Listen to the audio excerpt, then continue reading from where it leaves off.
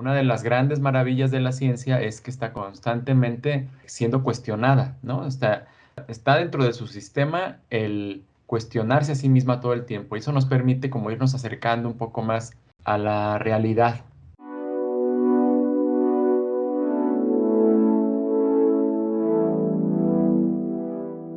Para mí la ciencia es un modo especial de conocimiento.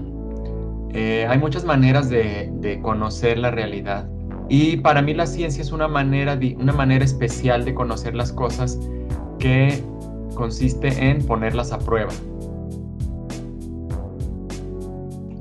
¿Por qué es importante comunicar ciencia? Bueno, pues porque precisamente vivimos en un mundo en el que la ciencia es importante. Básicamente, una ciudadanía que no conozca ciencia está condenada a dejarles a otros los procesos de decisión. Creo que tiene que ver con la expansión de la conciencia, y esa conciencia nos permitirá transformar la sociedad para mejor, creo yo. Pues eso también es muy placentero. Nuestro eslogan curiosamente es por el placer de aprender. Me parece que comunicar la ciencia contribuye a formar ciudadanía, a generar una ciudadanía más informada y más participativa. De los obstáculos con los que nos encontramos mucho curiosamente, a la hora de comunicar ciencia, uno es acerca de el choque de lo que llamábamos ahorita mapas mentales, digamos, ¿no? De unas personas con otras. Más bien lo que pasa es que estás participando en un diálogo, ¿no? Con la voz y los recursos que tú tienes. Y sí, o sea, hay personas que acaban aprendiendo, entendiendo cosas, etcétera, y hay personas que no, que se van a resistir. Lo que sí intentamos hacer es dotar nuestro discurso de cierta carga emocional. Sí es importante llegarle a la gente por el asunto de lo emotivo. Por ejemplo, la capacidad de asombro. Si logramos provocar asombro en alguien, ayuda mucho a que se comunique lo que estamos diciendo, ¿no? Digamos que ese fue un obstáculo en determinado momento, la cuestión económica, pero fue muy interesante porque fíjense que si yo hubiera querido hacer algo similar a esto en los años 80, hubiera sido imposible. Es posible acceder a públicos sin contar con un gran equipo. Estas plataformas nos permiten hacer más cosas, y eso está muy chido. Mira, una cosa que yo pienso con mucha frecuencia es el asunto de los recursos audiovisuales. Todos los recursos que te puede aportar el lenguaje audiovisual, creo que eso podría mejorarse. Hay algunos que lo hacen muy muy bien, pero la mayoría me parece que lo desaprovechan. La idea es llegar a un público amplio. En lo que sí es cierto es que queremos que nos entiendan hasta los niños. Y sí tenemos mucha respuesta del público infantil, ¿no? Precisamente porque usamos caricaturas. Nuestro mayor público está entre los 15 y los 20 años. Y luego en segundo lugar de los 20 a los 24, algo así. O sea, es un público de jóvenes. Lo curioso es que sí recibimos mensajes, cartas y hasta visitas de niños, ¿no? Y eso me da mucho gusto. A mí me parece que estamos en un momento muy bueno para la comunicación de la ciencia. Se ha demostrado de que sí había un público interesado y está creciendo, ¿no? Entonces eso está muy padre. ¿Cuál es el proceso para hacer un episodio Curiosamente? Bueno, primero elegimos el tema. Esta parte es interesante porque, mira, realmente no lo elegimos, sino que lo construimos, el tema o la pregunta.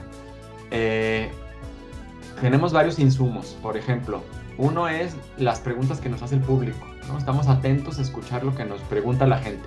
Segundo, cuestiones que a nosotros nos interesa comunicar. Hay veces que decimos, es que no es posible que la gente no sepa esto, ¿no? Y entonces vamos a hablar de eso que creemos que es importante que los demás sepan. Lo que hacemos es construir una pregunta, ¿no? Alrededor de eso, y buscar una manera de contestarla, de decirlo de una manera diferente a lo que te diría una enciclopedia. Hay muchos datos y muchas cosas muy interesantes ahí, pero a lo mejor no ayudan a responder la pregunta, ¿no? O a lo mejor son distracciones de la pregunta.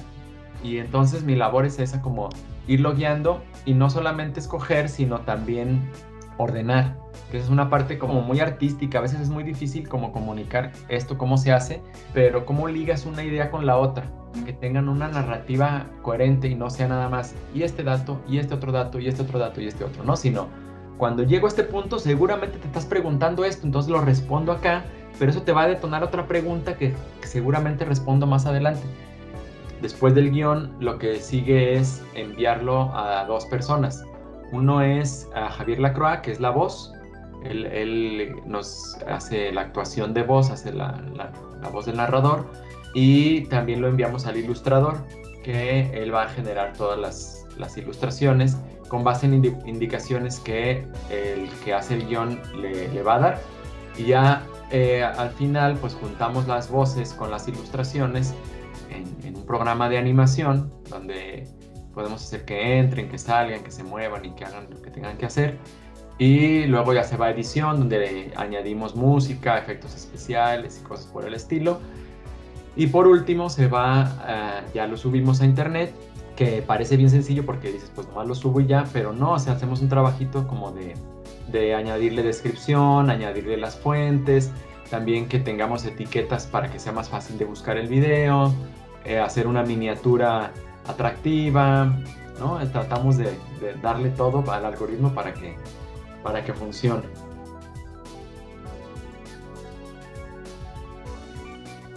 Mira, yo lo que les recomendaría a las personas que quieran divulgar ciencia sería que, uno, que no descuiden la parte más teórica de la comunicación.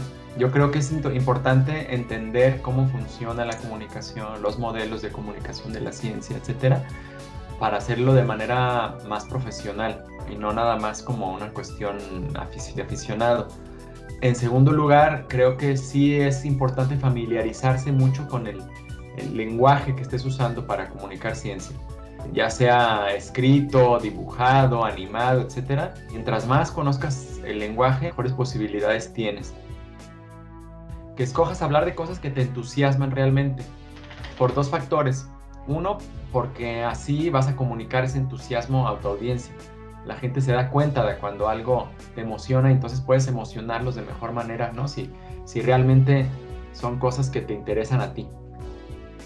Hagan equipo, sería otra. Podrían hacer cosas solos, pero en equipo es más chido. La verdad se refuerzan mucho las deficiencias de uno con las eficiencias de otro. La otra es que se animen ya desde el principio. Que no se esperen a tener las cosas súper armadas, súper planeadas, así con todas las posibilidades ya previstas, etcétera. No, aviéntense, háganlo y vean en qué fallaron, si falló, ¿no? Y si pegó, pues vean en qué pegó y traten de replicar lo que pegó y de cambiar lo que falló. Es una cuestión un poquito ahí de voluntad y de valentía, animarse a eso. La otra parte sería la constancia, que tiene que ver con no hacer las cosas de manera esporádica, sino volverlas a hacer, ¿no? Reiterar y reiterar y volver y volver y volver, porque así vas creando públicos. El público agradece mucho esa constancia.